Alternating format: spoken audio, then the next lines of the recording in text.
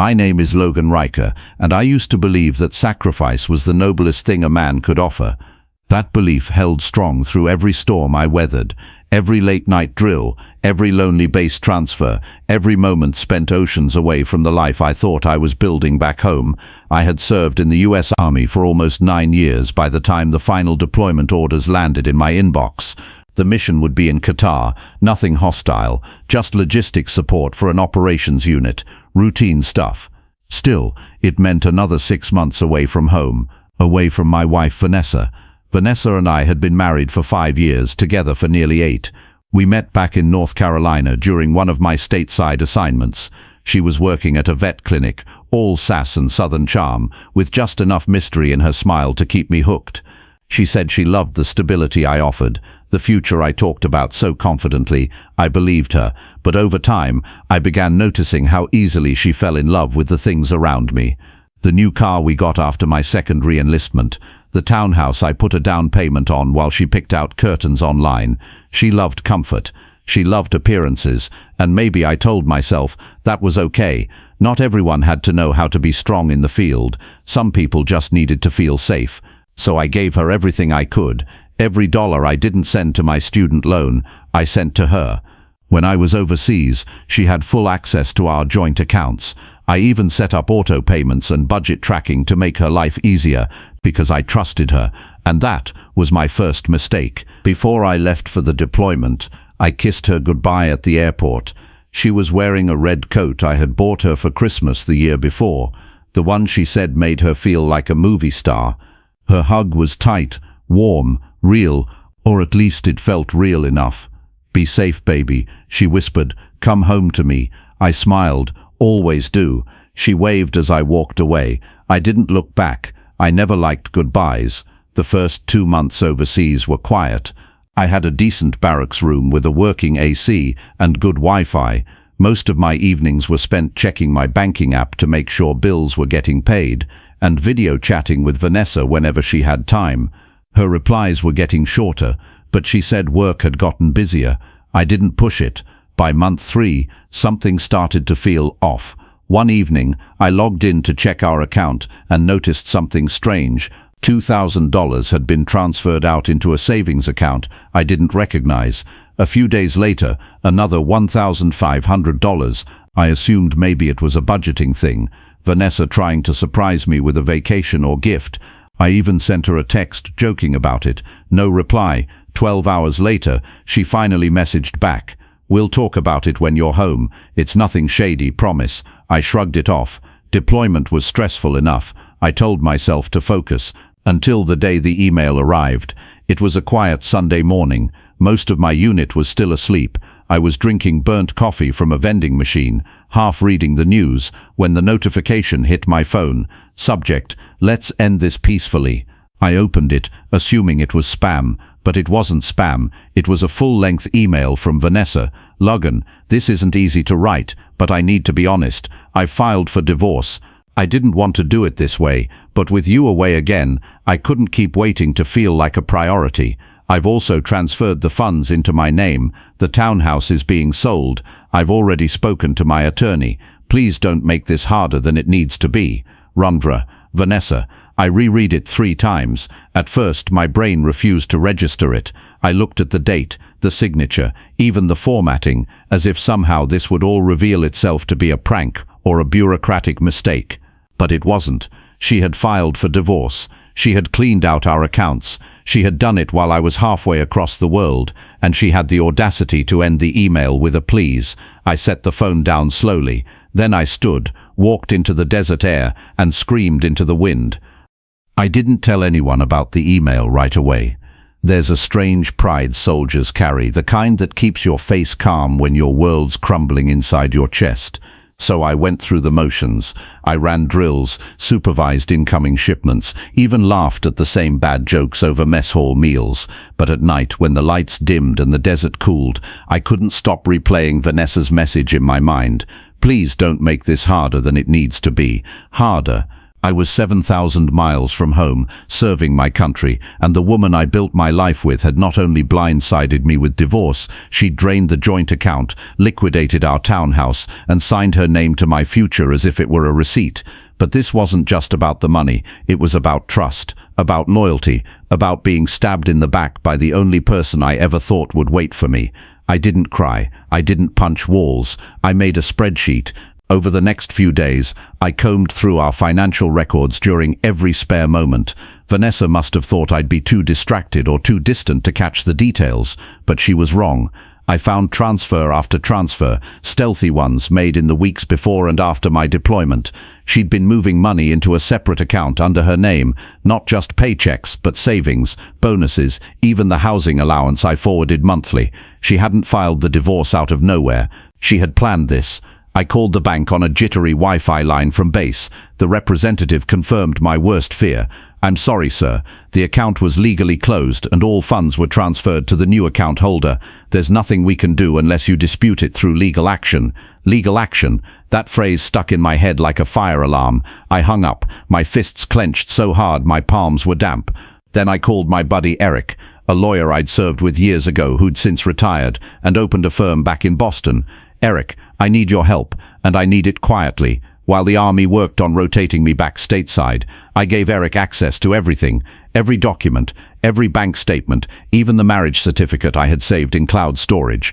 He didn't say much at first, just took notes and muttered the occasional "damn." "She timed this," he said finally, voice low. "She waited until you were overseas, so you wouldn't have legal recourse before she moved assets. Can I do anything?" "Oh, you can do more than something, but you'll have to play it smart. Then show me how."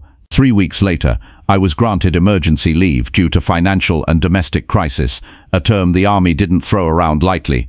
I packed my duffel, saluted my CO, and flew back to American soil with a vengeance burning in my chest. My boots hit the tarmac at JFK just past midnight. I hadn't slept in 30 hours. I didn't care. The moment I stepped off the plane, I wasn't Logan the soldier. I was Logan the man who'd been betrayed, and I wasn't about to let that betrayal go unanswered. The drive back into town felt surreal. I took a rental car from the airport and headed toward what used to be my neighborhood, a quiet stretch of suburban streets on the outskirts of Albany, New York. But everything looked smaller now, duller, as if the betrayal had drained the color from the world I once called home. The townhouse was gone, sold. Some family had already moved in. The lawn I used to mow every Saturday morning now had plastic flamingos on it. The front door had a new welcome mat. I sat in the car for a few minutes across the street, engine off, heart still racing. It wasn't the house that stung, it was the fact that I'd paid for every brick, every pipe, every coat of paint, and now I didn't even exist in its history. Vanessa had erased me. Eric had warned me not to try contacting her directly. "We'll make our move through the legal system," he said. "Keep your hands clean." But I needed to see her, not to scream, not to demand anything, just to look her in the eye and let her know I was back and that she hadn't won. So I drove to her sister's place, the last address she had listed on any mail we shared. Vanessa didn't answer the door, but her sister did, a petite woman named Michelle, with familiar green eyes and that same cool, clinical smile Vanessa wore when she wanted something. She looked surprised to see me. "Logan, I wasn't expecting you. I imagine not." "She's not here," she added quickly, stepping halfway out the door as if she thought I might push past her. "I'm not here for drama. I just want to know one thing." I paused. Was she cheating? Michelle flinched. It was brief, but I caught it. "She moved on, Logan," she said quietly. "You were gone for a long time. That doesn't answer the question." Michelle looked at me, eyes softening. "You deserved better. That's all I'll say." I drove away without another word. But that was all the confirmation I needed. So she had moved on. Of course she had. The email wasn't written out of heartbreak. It was damage control. Vanessa didn't want a messy breakup. She wanted a clean escape. And the only way to pull that off was to empty the account, sell the house and pretend like the last 5 years of our life didn't exist. But she'd underestimated one thing. I wasn't the man she left behind anymore.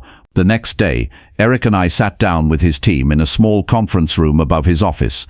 Legal pads, case files and laptop screens buzzed with motion as they explained our strategy. "Good news is, she made a mistake," Eric said, pointing to a document. She filed the divorce in a county that doesn't allow service to be completed solely by email, and you never signed anything, which means it's invalid, I said, my voice calm. Exactly. Not only that, but she withdrew community funds while you were actively deployed. That's a violation of the Service Members Civil Relief Act. That name hit me like a jolt of electricity. You're saying I have a legal case. Oh, Logan, Eric said with a grin, you've got the upper hand. I walked out of that office a different man, no longer the husband left behind, no longer the soldier taken for granted. This time, I was the one laying the groundwork. The betrayal had already happened, but now the reckoning was on its way. And Vanessa, she had no idea what was coming. The day we filed the lawsuit, the sky over Albany was clear and cold. Eric's team had assembled everything: bank statements, deployment orders, a digital trail of the joint account withdrawals, and the timeline that made Vanessa's betrayal not just cruel, but legally damning. Our case centered around two critical points. First, that I was actively deployed during the transfer and sale of assets without my consent. Second, that Vanessa had misrepresented the divorce proceedings, filing without proper service and using that false pretense to liquidate our shared life. We weren't just accusing her of emotional betrayal, we were accusing her of fraud, and we had the receipts to prove it. Vanessa hadn't responded to any of the certified letters Eric sent her. Not even the one marked legal notice, immediate action required. She either assumed I wouldn't pursue it, or she had convinced herself she was untouchable. That worked in our favor. Without her filing a formal response or appearing at the preliminary hearing, the judge granted us a temporary injunction. That meant her access to any remaining funds, along with any property tied to my name, was frozen. Her lawyer, a smooth-talking guy from a flashy downtown firm, showed up late to the second hearing. He walked in with a smirk that told me exactly how much Vanessa had paid for the illusion of power. He barely glanced at me. When the judge asked why proper service hadn't been completed, Vanessa's lawyer stammered about difficult circumstances and urgent decisions. But Eric was ready. He stood up, calm as ever, and laid down the deployment orders, dated military pay stubs, and even a time-stamped email log showing the precise moment Vanessa filed for divorce, just 4 days after my boots hit foreign soil. "This wasn't an emergency, Your Honor," Eric said, voice steady. "It was a calculated move. She knew exactly what she was doing, and she timed it to avoid accountability." The judge leaned back in his chair. "I'll review the evidence. But if this stands, she may be liable for damages under both civil and federal codes." I didn't smile. Not yet. This wasn't about gloating. This was about making her face what she had done. After court, I walked out onto the stone steps and took a long breath. The chill in the air bit through my jacket, but I welcomed it. It reminded me I was still standing, still fighting. Eric clapped me on the back. "We rattled them. Trust me, she's scrambling now." That night, I got my first call from Vanessa since the email. I didn't recognize the number at first. It came in as unknown, which usually meant telemarketer or trouble. I answered anyway. "Logan." Her voice was small, trembling. I didn't speak. "I got a call from my lawyer today. He said you're taking this to court." I waited. She kept going. "Look, I didn't want it to get ugly. I thought you'd just move on, like I did." My grip tightened on the phone. "You thought I'd just roll over while you drained our accounts and lied to the court?" "I didn't lie. You served me divorce papers by email while I was in a war zone, Vanessa. Then you sold our home and called it nothing shady. What exactly do you think that is?" Silence. Then softly, "I needed a clean break. You'll get one. In court." She hung up after that. No apology, no explanation, just silence. But I had heard all I needed. Vanessa wasn't sorry. She was scared. And she should be, because this wasn't just about a ruined marriage anymore. This was about justice, and I was finally on the road to reclaiming what was mine. A week after the court hearing, I got an unexpected message through LinkedIn. Of all places, it wasn't a lawyer or a friend. It was from Derek, a guy I hadn't spoken to since high school. Back then, he'd been the loud kid who always cracked jokes in the back of math class. We hadn't kept in touch, so when his name popped up with a subject line that read, "Hey, this is about Vanessa," I froze. The message was short but loaded. "Logan, I know this is out of nowhere, but I saw Vanessa's name in a court listing. She's dating a guy I work with, Brad. There's something off about it. "Give me a call." My curiosity wasn't casual. I dialed him within the minute. Derek's voice was cautious, like he didn't want to be caught in something messy. "Listen, man, I don't mean to stick my nose where it doesn't belong, but Brad, he's an engineer at my firm in Saratoga Springs, real arrogant guy, always flashing money around, talks about buying property in Florida. A few weeks ago, he mentioned his girlfriend used to be married to a soldier, said she won big in the split." My jaw tensed. "Did he say her name?" "Vanessa." Blonde, sharp attitude. "That's her, right?" "That's her." "Well, here's the kicker. Last Friday at happy hour, Brad said she's been investing in crypto, using someone else's money, called it a deployment dividend, thought it was funny." I felt the rage crawl back up my spine. So that's where my money went, into some pump-and-dump digital scheme with her new boyfriend. I thanked Derek and hung up. Whatever hesitation I had about taking Vanessa to court was gone. This wasn't just betrayal anymore. This was exploitation. I called Eric the next morning and told him everything. He listened without interrupting. When I finished, he let out a slow breath. "So she used the money while you were overseas to bankroll a new guy and speculative crypto trades. That's financial misconduct and marital fraud under state law. Can we prove it? If he bragged about it publicly, yes, we'll subpoena their transaction records. If any of those investments came from the joint account, she's toast. Let's do it." Within days, Eric's team served discovery requests to both Vanessa and Brad. And while they stalled with lawyerly red tape, another surprise landed in my lap. A voicemail from Vanessa's mother. I hadn't spoken to her since the wedding. She never liked me, too quiet, too military, not enough potential for her baby girl. So when her voice cracked through my voicemail saying, "Logan, I think we need to talk," I was stunned. I called her back. Her voice was quiet, not cold but weary. I had no idea what Vanessa did until now. "She told me you abandoned her, that you cut her off." "Is that what she said?" "She's been lying to everyone. She told her friends you were abusive, said she filed for divorce because she was scared." I nearly dropped the phone. What? She spun a whole story. I didn't want to believe it, but when I found out you were suing her, I started asking questions. "Logan, I'm sorry. I didn't say anything." She added, "I hope you win. She needs to learn actions have consequences." That night, I sat on my porch, looking out into the still winter air, heart heavy, but mind sharper than ever. This wasn't about making Vanessa hurt. This was about clearing my name and reclaiming the dignity she'd tried to strip from me. She thought I'd stay quiet. She thought I'd disappear. She thought wrong. By early spring, the case was building momentum.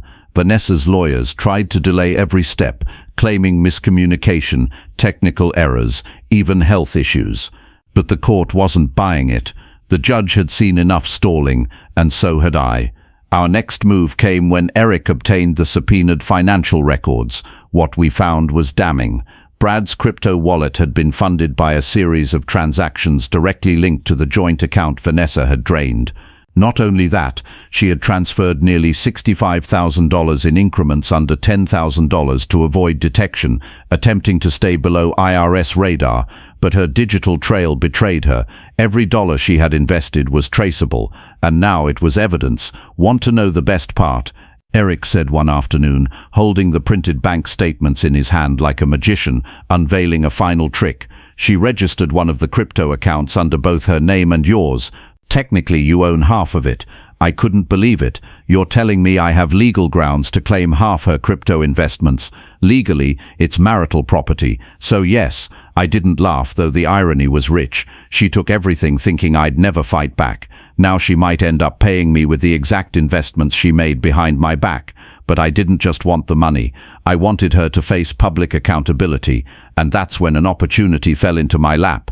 A retired Navy buddy of mine named Gabe, now working as a podcaster in Virginia, reached out. His show, Broken Ranks, had a large following, mostly veterans and military families. "I've been following your case, Logan," he said. "Would you be willing to come on the show, tell your story?" I hesitated. I wasn't the kind of man to air dirty laundry in public, but something inside me shifted. This wasn't gossip. It was about principle.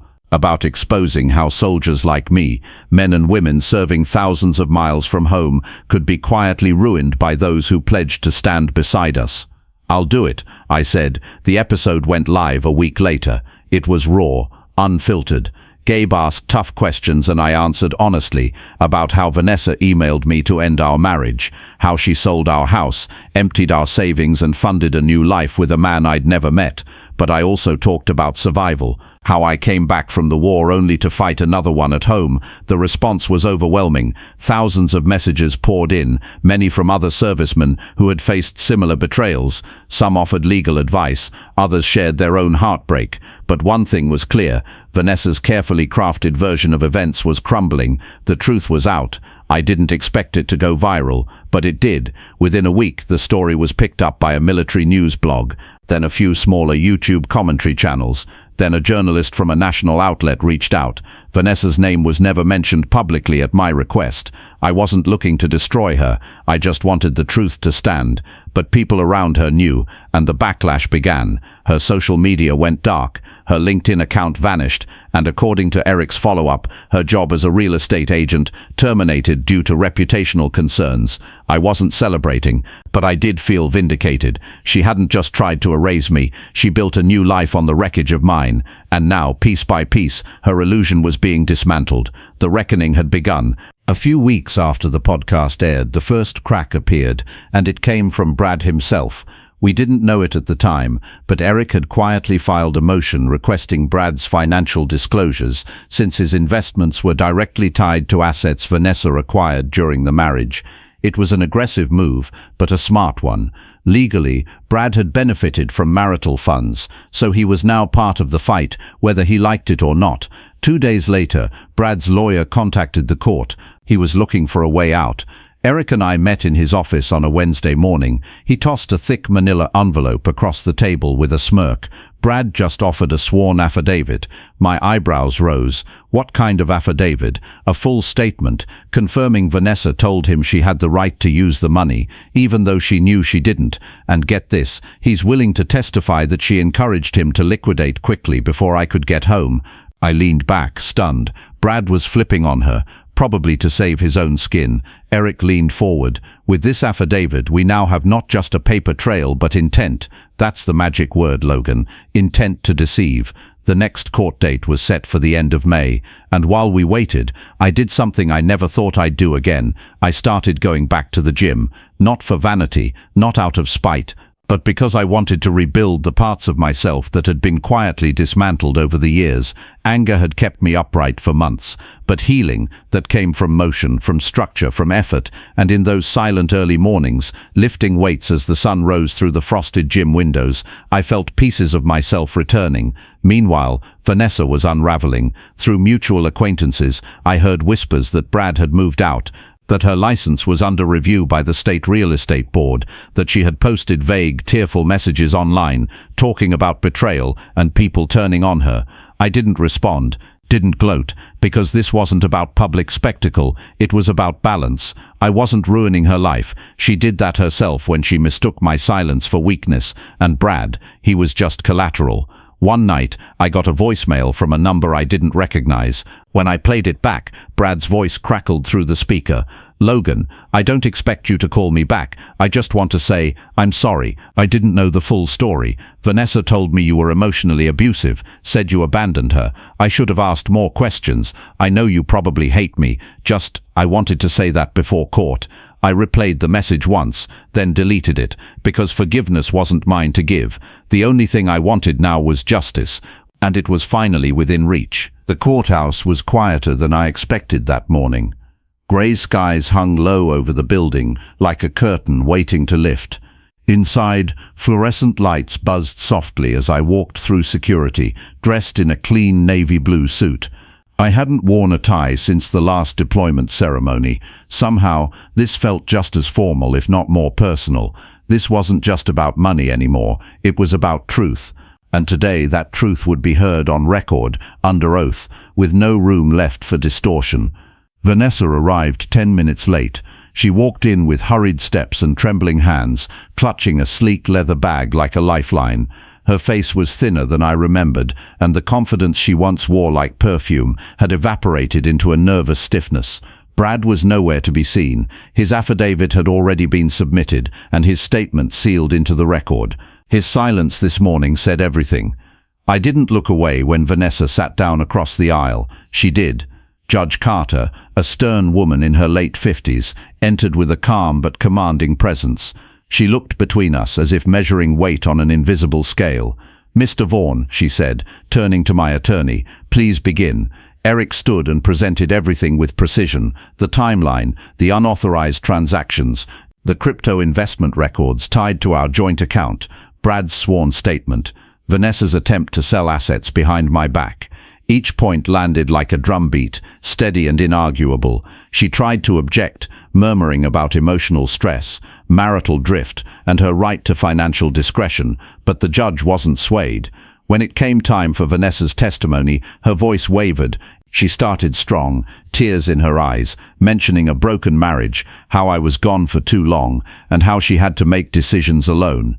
But the moment Eric cross-examined her, everything changed. "Mrs. Sterling, can you explain this transfer from your joint account to a cryptocurrency platform 3 weeks before your husband returned?" She hesitated. "That money was meant for savings." Eric didn't flinch. "But you withdrew it 2 days later. And Brad Dawson made a deposit for the same amount into his Coinbase account." "Yes," she stammered. "It was a misunderstanding. Did Mr. Vaughn consent to the withdrawal?" "No." "Did you inform him before filing for divorce?" Silence. Eric held up the printed affidavit. "Your boyfriend at the time claims you said, quote, 'He'll never come after it. He's too busy playing hero overseas.' Did you say that?" Her eyes welled up. She shook her head. "I don't remember, but everyone else in the room did." Judge Carter sat in silence for a moment, tapping her pen. Then, slowly she spoke. "This is a clear case of financial deception and marital misconduct. Mrs. Sterling, you deliberately withdrew joint funds while your husband was deployed without consent and used them to benefit a third party. This court finds in favor of Mr. Vaughn." Vanessa let out a gasp like she had just been struck. The judge continued, "All remaining joint assets shall be liquidated and split 75-25 in favor of the petitioner. Furthermore, Mr. Vaughn is entitled to 50% of the earnings generated from the crypto assets purchased during the marriage, including those held in Mr. Dawson's accounts. You will have 30 days to comply." And then, like thunder after a long silence, she added, "This case is closed." I walked out of that courtroom not smiling, not fist-pumping, but steady. I had come full circle. She had tried to erase me with a single email, but I walked out with more than just justice. I walked out with my dignity intact and her lies exposed. The war was over, and I had won. The weeks after the court ruling passed in a blur. Eric handled the paperwork, coordinated the transfer of funds, and helped finalize the asset divisions. Vanessa complied slowly, begrudgingly, but she complied. There were no appeals, no last-minute tricks. She had lost, and she knew it. As for Brad, his lawyer submitted a formal settlement agreement. He signed over 60% of the crypto gains to me, along with a letter from his firm swearing he would not pursue legal action. It was a quiet retreat. No apologies, no grand gestures, just the cold silence of a man backing out of a war he was never built for. I didn't care. The money, while helpful, wasn't the real prize. Freedom was. I used part of the settlement to buy a small 2-bedroom home in Asheville, North Carolina. Nothing flashy, just a cozy place with a porch swing and a patch of pine trees out back. For the first time in years, I didn't feel like I was living in someone else's shadow. I had my own space, my own peace, and a future that didn't have her name on it. I returned to working part-time with a local veterans outreach program, not because I needed the money, but because I needed the purpose. I helped young servicemen transition back into civilian life, listened to their stories, mentored them when I could. Some days I saw my younger self in them, tired, confused, loyal to a fault, and I told them, "You don't have to carry the weight alone. People will fail you, but you don't have to fail yourself." One crisp Saturday morning, I stood on my porch, coffee in hand, watching the sun rise over the trees. A soft breeze rustled the leaves. For once, my phone wasn't buzzing. No emails, no lawyers, no drama, just the wind, just peace. It hit me then, how far I'd come. From the man who was blindsided by betrayal in the middle of a deployment, to the man who had taken that pain, wrestled it into something solid, and walked through the fire stronger.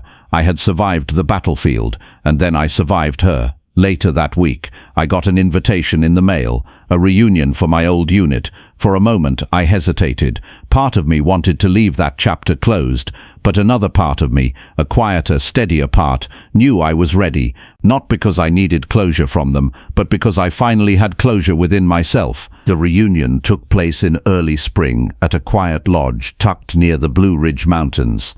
The air smelled of pine and ash from the nearby campfire pits, and the sound of old rock music buzzed softly from a set of portable speakers. Familiar faces, older, warier, but still sharp, gathered around picnic tables and folding chairs. When I arrived, there were handshakes, claps on the back, and the kind of jokes only soldiers who'd been to hell and back could truly understand. But this time something was different. I wasn't carrying shame. I wasn't hiding the cracks. One of the guys, Reggie, nudged me after a few drinks. "So, how's married life?" he grinned, half joking. I let out a short laugh. "I'm divorced." His face fell. "Damn. Sorry, man." I shook my head. "Don't be. It was the best thing that ever happened to me." He raised his brow but didn't ask more. He didn't need to. That night I shared my story with a few of them. Not the courtroom version, not the legal summary, the real one. The betrayal, the email, the account drain, the silence, the fight back. I didn't tell it for sympathy. I told it so they'd know you can lose everything and still come out whole. As the fire burned low, I sat with my boots in the dirt and my hands wrapped around a warm mug of coffee. Someone passed around an old photo from our last deployment. We looked like kids back then, faces sunburnt, grins lopsided, arms slung around each other like brothers. I thought about who I had been back then and who I was now. I wasn't just Logan Vaughan, staff sergeant, or the guy who got burned by love. I was a man who had found peace by choosing himself, by walking away from the wreckage and building something better. One morning, weeks later, I got a message request on social media. It was from Vanessa. No tech, just a single photo of us from our wedding day, faded, vintage filtered, like it was from another life. I stared at it for a moment, then deleted it. No response, no reaction, because some things don't deserve closure, they deserve distance. The story doesn't end with revenge, it ends with freedom. I didn't need her apology, I didn't need the house, I didn't even need the money. All I needed was the reminder that when someone tries to erase you with a single cruel act, you can still write the ending yourself, and mine was just the beginning.